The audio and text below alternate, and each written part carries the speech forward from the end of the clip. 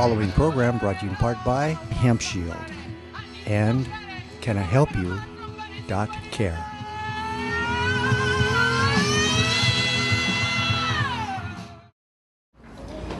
All right, everybody. Well, hello again. Thanks for being here. We're continuing onward with our great Hemposium panels here. We're missing one panelist, but we're going to jump in and hope she shows up a little bit. This is going to be the hemp panel, and you've got quite experienced persons up here. Joy Beckerman, Dave Seber, such as Patricia Steward and Don Wirtshafter. People have been involved for quite some time and been very actively involved in a lot of the direct stuff that's going on with hemp right now. The person who's missing is from the Highland Hemp Project. I really hope she shows up because they've done some great hemp housing. Now, if you've been to Hempfest before, especially if you were around before 2010, you would probably remember Jack Harrer standing up on the stage and bombasting people and telling us how hemp is going to save the world and 98% of everything used to be made with hemp. Well, I would put a little corrections on that. I don't think 98% of everything was really made of hemp, but there was hemp in a lot of stuff, that's for sure. But the thing is that in order to save the world with hemp, it's going to take people, the plants. Of course, we could wipe out humanity probably, and the hemp plant will come back and save the planet after us, okay?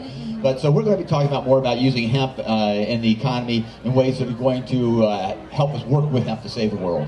And so why don't we go ahead and, since Don's at the far end there, looking down at something, I go ahead and start with Don Wirtshafter. Don and I go way, way back. He was part of the Normal chapter in Ohio and formed the Ohio Hempery and went on to become one of the biggest importers of hemp products around the world. And since then, he's had his finger in pretty much every project out there that he can get him into, I'll have to say.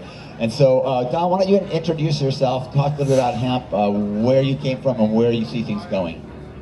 I got into full-time cannabis advocacy out of frustration for the Reagan era and the mandatory minimums and all these things that made it impossible for you to be a good attorney anymore.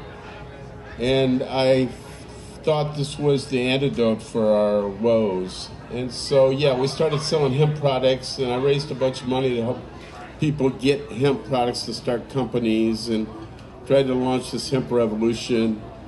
And it's pretty frightening to watch it from this perspective at the center of the cyclone. I see it as corrupted. You know, our effort to try to free the plant, to free our use of the plant has instead been commercialized to restrict it to death and make a few billionaires bigger billionaires and drop the rest of us under the bus. So I'm not happy with the status quo, and therefore we need a lot more energy at Hempfest and Hempfests around the world, or whatever it's going to take this a whole nother step, because people got complacent. Oh, we fixed this. No, we didn't fix it. We just commercialized it. You know, a lot of us have worked a long time here to set the plant free, and there's a lot of billionaires out there trying to make it really expensive. Thanks. Yeah, okay. And so I think some of that applies to marijuana too, actually, now that I've heard what Don has to say there. Again, I'm Chris Conrad. I'm the author of Hemp Lifeline to the Future. My latest book is called The Newbie's Guide to Cannabis and the Industry, and I've been involved with the cannabis movement since the 1988. There was not a hemp industry when I started. I formed the Business Alliance for Commerce and Hemp to help create the industry, and at that time, actually, the word hemp did not mean 0.3% THC. Hemp was the English language word for the cannabis plant. And so when we talked about hemp, we weren't really talking about putting THC caps and the kinds of things we're having to do with today. And so, again, I've mentioned my old friend Jack Harrer, and because the Duchess here has worked with him and championed him in some ways. She was also up in Alaska working on some initiatives with us and lives out in Arizona now.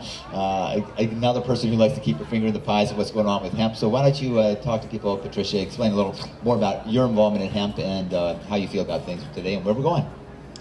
Thanks, Chris. My name is Patricia Steward, and Jack dubbed me the Duchess of Hemp when we were partners for 10 years. I have been fighting this war since I was about 18 years old. I'm almost 70. That's over 50 years. So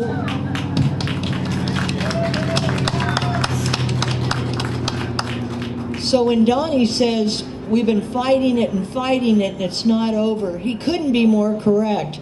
We are in the heart of it right now. We are in the midst of it. In some ways, we've lost some of our momentum, some of our great leaders, Jack Herer, Dennis Perrone. We still have an incredible plethora group of extremely knowledgeable people to carry us on. Chris is one, his beautiful wife, Mickey, another. Certainly this gentleman, everybody here on this panel, this legal mind here, Miss Beckerman, thank you. I'm looking for new leaders, new energy, as Donnie says, and more drive to get this plant legal. Not to make the business better, not to differentiate between hemp and marijuana. In my mind, it's the same plant. As Jack Herer used to say, it's all in how you sow it and how you grow it. You can't differentiate it. It's Monsanto who wants to do that so they can have intellectual property that they can copyright. I'm afraid of that. It's the same thing. Hemp, marijuana, cannabis, pot, whatever you want to call it, it's the same thing. It needs to be legal. We have every right to use it. This is such an important part of our message and our knowledge of being ourselves, of being human beings. We have every right to use this plant. And I call to anybody in this audience and anybody who may hear this group of people speak, please stand up. Stand up with, stand up behind, stand up for this plant and with these people who are so involved with the legalization of it, which I'm going to pass to the gentleman next to me, Mr. Seber. Thank you. I'm also a fellow 70-year-old. You got me beat. I've only been smoking for 49 years. However, I've been an advocate of industrial hemp for over 25 years. And as my shirt says, I am the creator of Hemp Shield, which is one of the most original industrial hemp products to be introduced in 50 years. And it just signifies how much of the thing that we are missing. And I sort of want to reinforce what Don was saying over there, in that there's been what I call this infatuation with the cannabinoids and not paying attention to the rest of the plant, especially business-wise. People are not understanding. So I will start out first by telling you Hemp Shield is growing. We now have a national Canadian franchisee. We've created a complete line of colors for them. And so we're going on. Hemp Shield actually is one of the most technologically cutting-edge coatings that's ever been created and stands equally with any form of high-tech or ag in terms of coatings of what it is. So it really does demonstrate to the market that there is much more going on than what we're paying attention to. And it bothers me in that I've been working diligently for many, many decades, as many of the people up here can tell you, to develop all sorts of uses for hemp that really have nothing to do with the cannabinoids in the way that they're understood now. I'm not saying that I don't use them. In fact, I also want to announce that for the second time, I've been pronounced cancer-free using RSO. So I'm not saying I'm not for it. What I'm saying is there's all these other things that it can do. The 8-hound Jack was right. The 800-pound gorilla still is sitting in the back of the room. I've got all these inventions. I'm trying to work with one of my trusted friends up here to finally get this out so that we can show how many ways this is going to come and really permeate everything once we give up the Greek trip behind the cannabinoid bubble. which is what I call it. So I thank you. All right, thanks, Dave. And the other thing I want to mention about Dave is that he worked with Bill Condi, and they put together the first hemp press board that I think I saw. Medium density fiberboard. Yeah, there we go. MDF. And the person who's interjecting right now is the next person there. That's exactly what I'd like to hear. Joy Beckerman. I don't remember how long I've known Joy, but it seems like a long time. But she's on the, whereas Donnie was one of the first board members of the Hemp Industries Association, she's on the current board. And we got to spend a lot of time frolicking through the hemp fields in Kentucky with her last year. And she's also the Health and Beauty Aids and helped move that project forward, and is a fountain of information. So I'll let the fountains flow forth. Joy Beckerman. Thank you. And Chris, who is a tremendous hero and pioneer, as I sit up here with so many, edited actually The Emperor Wears No Clothes, which has had such a huge effect. That was the revolution, which I discovered on Grateful Dead Tour, this traveling fountain of knowledge and information that went around the country and the world, and that information was spread through those channels and very much changed my life and the trajectory of my life. But Chris was the first president of the Hemp Industries Association, which was formed in 1994. I am the current president of the Hemp Industries Association. The HIA is dedicated to low THC varieties of cannabis, originally just oil, seed, and fiber. So it's a very interesting conversation to have. We specifically were founded, I'm sure that Don and Chris remember, for oil, seed, and fiber purposes. So when we talk about industrial hemp, we're talking about human and animal nutrition, the highest, most digestible form of protein on the planet, in the plant and animal kingdom, and obviously perfect ratio of omega-3s and 6, and a source for long-chain essential fatty acids that don't exist anywhere. But body care, nutraceuticals, paper, textiles, building materials, biocomposites, industrial sealants and coatings, hemp shield, nanotechnology, biomedical applications. You know, it affects so many areas, and we were not concerned with extracts and cannabinoids when we founded, and it sort of came at us like a ton of bricks, the HIA and the hemp industries, about 5 years ago, as this idea of hemp extracts started to become a thing.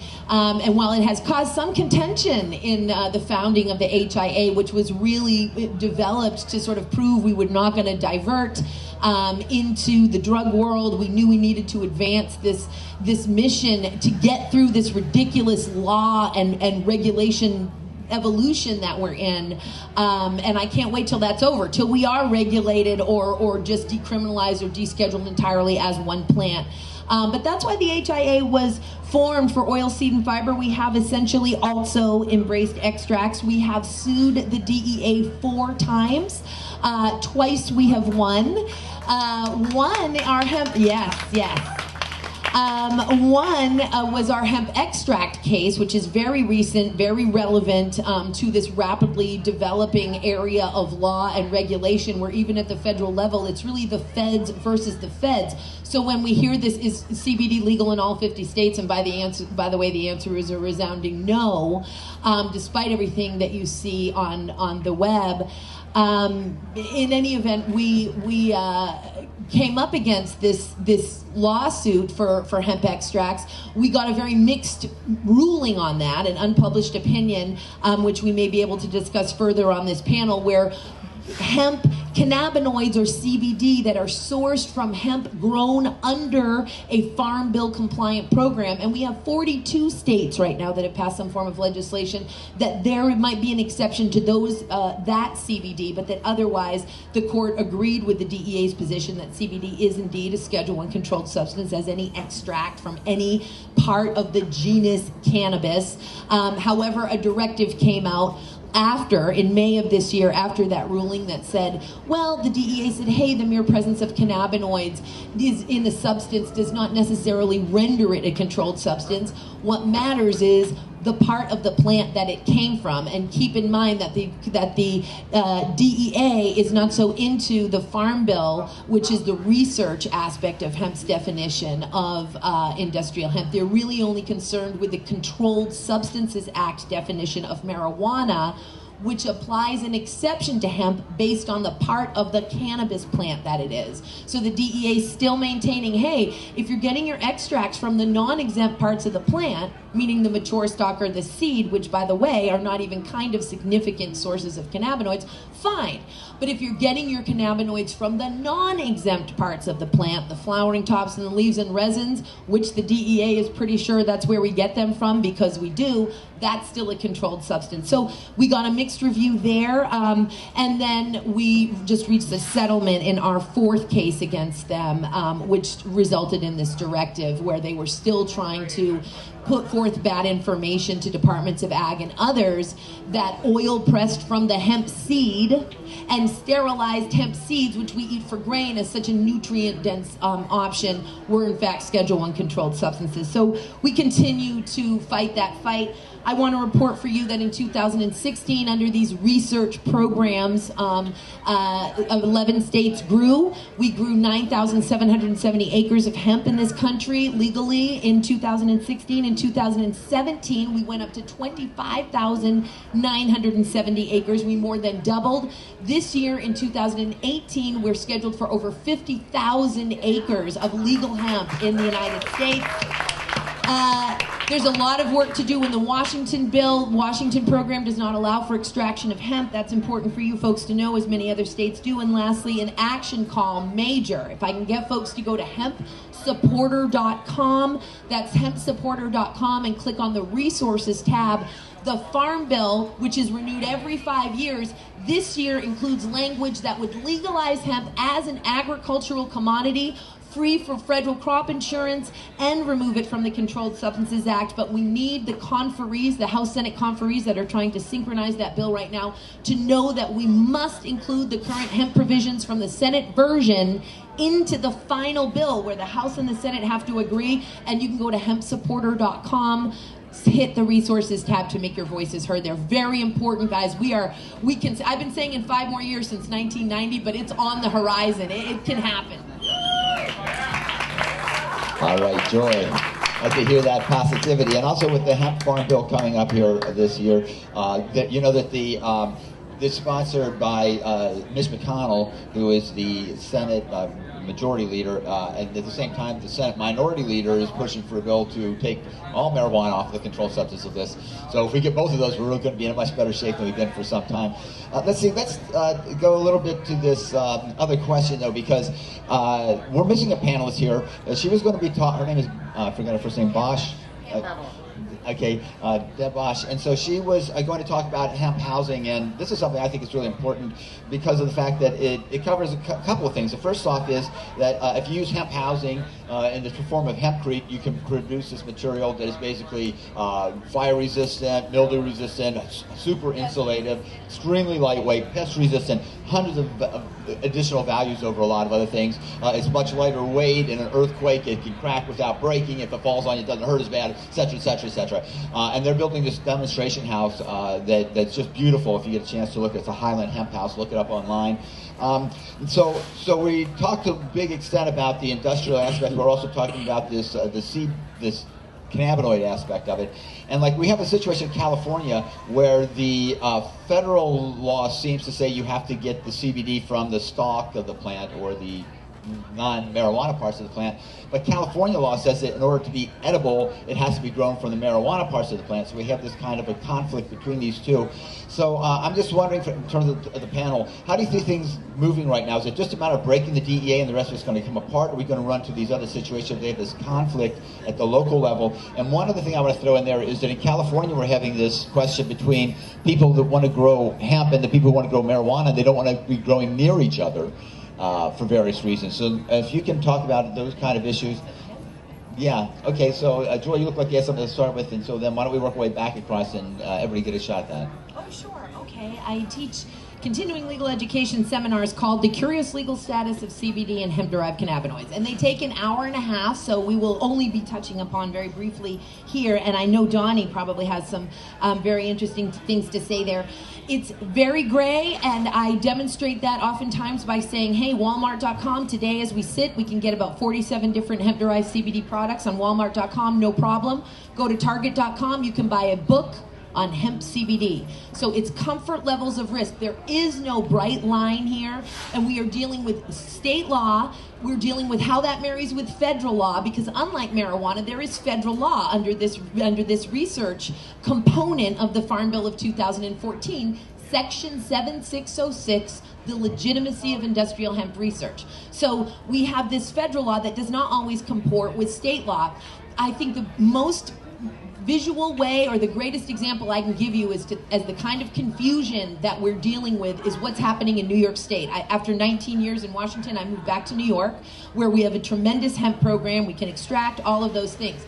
We had our first hemp-derived CBD arrest in the state of New York, even though, keep in mind, we have a hemp research program. We were the top #4 producer last year. We were allowed to process and extract CBD and sell it under a free registration in New York right now.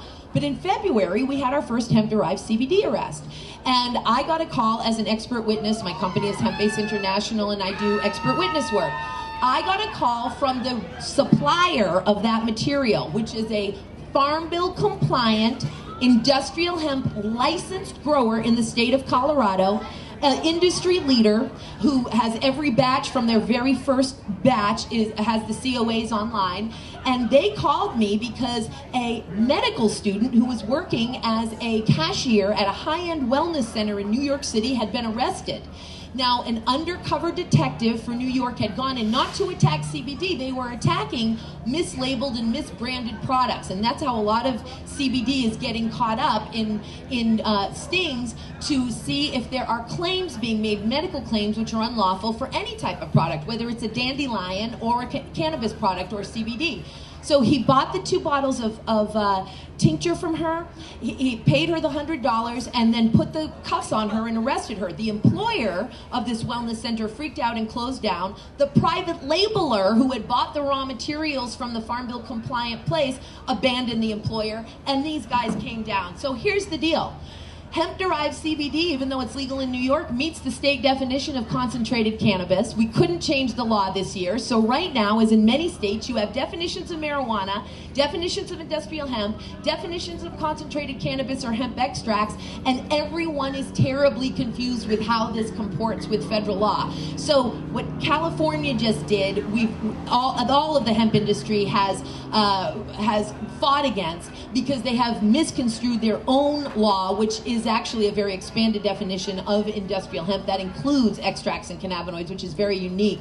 But the reality is that you need to look at a local level. How are your local law enforcements dealing with, on a local level, CBD products that are on shelves? On a state level, what are your marijuana laws, your hemp laws, your concentrated cannabis or cannabis extract laws, and your public health laws? And then you need to look at the federal law. It's actually a lot to consider when you want to get into this industry. And having said that, because of the numbers who are involved, the sheer numbers, we're probably going to be able to win this battle, but with very sophisticated legal expertise. It's a complicated area.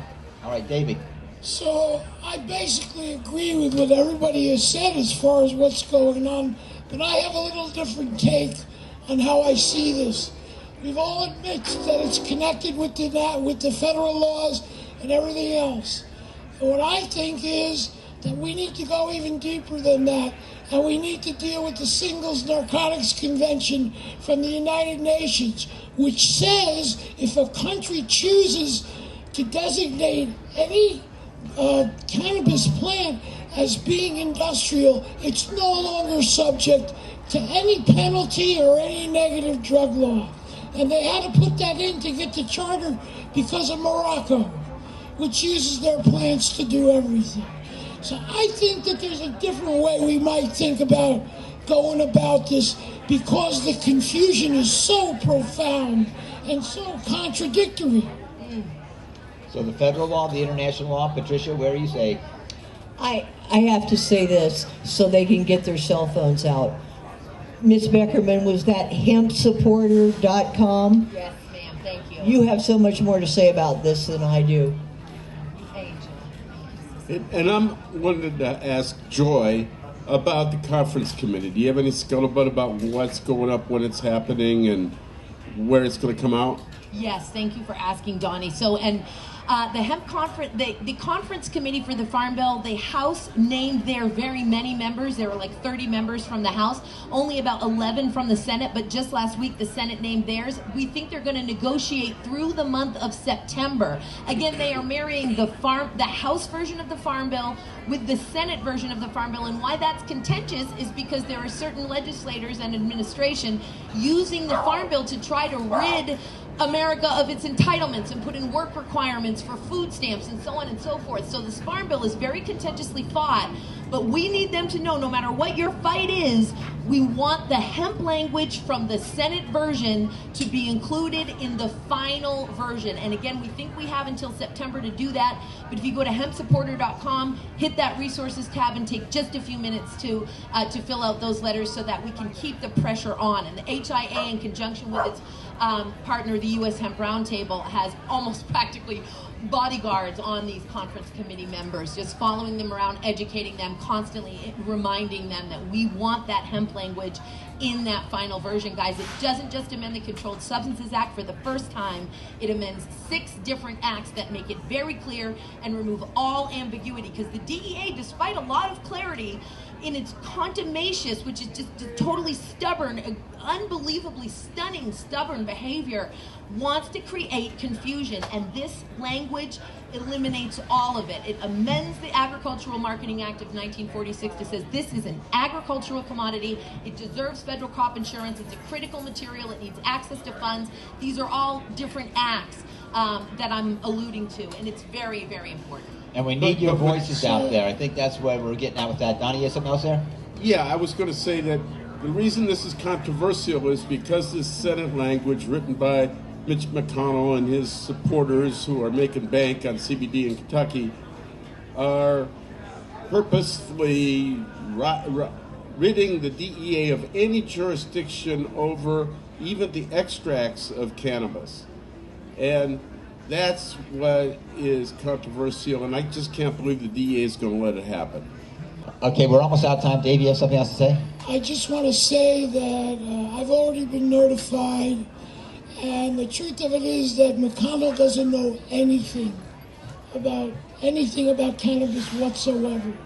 So he's dependent on Senator Wyden to help him out.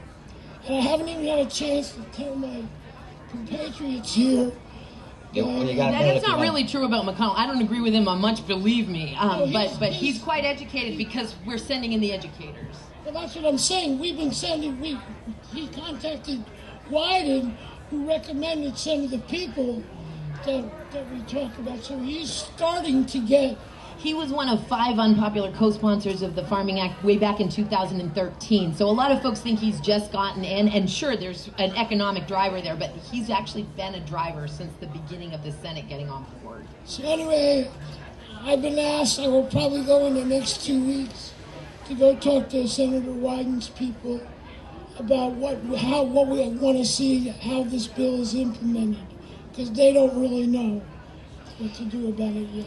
And it's true, Donnie, I answered your question quasi-non-factually. Senator Grassley, who was on the Judiciary Committee, did attempt to put in an amendment to the Farm Bill that removed those new words, extracts, cannabinoids, derivatives, salts of isomers and isomers. However, what was fascinating, and we were in Europe at the European Industrial Hemp Association conference when this was going down, missing the conference, watching the committee, he withdrew the amendment when it came down, which was weird. But we were very afraid, and I think there was some 90,000 emails that went out within 24 hours. But you're right. Senator Grassley from the Judiciary Committee tried to remove those glorious words from the proposed definition, which included cannabinoids, extracts, and derivatives. And thank goodness, though, at the last minute, he withdrew it. And Pete Sessions has already done his work in the House to screw us as best as he can. Donnie, you have something else to say? Because we're really out of time, folks. I think... we still have a few minutes. We can actually get another question in there. But one of the things, I would Well, let's see. Let me just give a little bit here, too. I don't think we could go any further without mentioning Gatewood Galbraith. Gatewood Galbraith really is one of the great champions of hemp. He ran as governor of Kentucky for I don't know how many years in a row. Never quite made it, but he certainly did. If it weren't for him, we would not have Mitch McConnell on our side. He woke up the state about this whole thing, so we honor him with high honor. I also worked as an expert witness. Remember, if you needed any help, you can talk to somebody like Joy or myself about how to help you. I think Donnie's done some expert witness work along the way, as well as being an attorney, and Joy has attorney experience as well. Something else that I think we've kind of, I need to mention theleafonline.com is my website that I always forget to say anything about. But can we just talk for a second about equipment on our way out the door? Because it seems to me like equipment has really been one of the things that's held us back so much. The fact that hemp doesn't necessarily react to some of these other things, the difficulty of organizing farm equipment to work with hemp and things like that. Do you guys see any more breakthroughs in the next decorticator out there? And if so, what would that be? You take this, Donnie. Well, 25 years ago, I was advocating for wet decortication. I knew that the old method of trying to rot the hemp to get rid of separate the woody parts from the fiber parts was old school. It made it dirty and weak. And so, in my 25 years of watching this, methods are being developed. This is all based on a guy named Adrian Francis Clark, and I helped him get financing, but he went nowhere with it. But he kind of was Rumpelstiltskin, taking the intellectual property for taking straw into gold, and from country to country, and wanting the firstborn from everybody, and getting kicked out of the kingdom and having his IP stolen. So China has got this. There's a guy out in the Midwest who had seen his invention and is copying it. And this whole idea of green decortication is going to come into the fore. There's a lot of production cloth coming out of China now that they're using these new methods on, and they're getting it perfected. The quality is increasing. And that is the future of all this. There are going to be new machines coming on from beginning to end. A lot of small-scale machines to keep this in the community at first, but it will be real when they make the decorticators to fit in the belly of the modern harvesters, and they won't be that different from this. It's probably going to be a $250,000 implement that these farmers will buy and snap into their machines, and they're going to be able to run hemp all day long with it without a problem. And they're selling them now. It's fascinating. There are some American companies, Bish Enterprises and Power Zone, that are catering to the hemp growers. And so that technology is being developed here. And then we have Sunstrand, a company out of Kentucky that is expanding, that is doing hemp processing, pure hemp technology. So that infrastructure is building. And as we love to explain, it's the longest, strongest stock in the world. So while we enjoy that very much after it's harvested and processed, it is incredibly expensive and cumbersome to harvest and process. And so this hemp extract thing turns out to be a bonus, as we can generate revenue to build the infrastructure for what we believe are the trillion-dollar industries, which again are the oil seed and fiber industries for cannabis. So how sustainable is this bubble built on CBD? Bubble would be the operative, I think, underscoring that word. I think that it's possible that we'll get saturated right quick. There are lots of things in the balance. As GW's Epidiolex was just approved by the FDA, the DEA has now 90 days from June 25th to either reschedule or schedule or deschedule, and we don't really know what they're going to do. We'll see how it goes. But yeah, bubble saturation, it could absolutely happen. Let's hope that the money being generated right now is going to move into the infrastructure for oil seed and fiber. And I want to add that as a parallel course while all this is going on, there's a lot of ways that we can develop to do away completely with the process of either retting or decorticating and deal with the carbon potential use of the industrial hemp, both for sequestration and all sorts of other uses that range all the way from agricultural supplements to electronic components. So I see biochar. I'm talking in nanotechnology. I see ways that we will Another way that we will achieve it, that this idea of allowing the retting and the decortication to increase the cost disproportionately to other forms of biomass are about to happen. And in fact, I think we should stop referring to the stalk as fiber, but as biomass, which it actually is, because this could be bigger than all the other ones again. So that's what I believe also is going to be going on.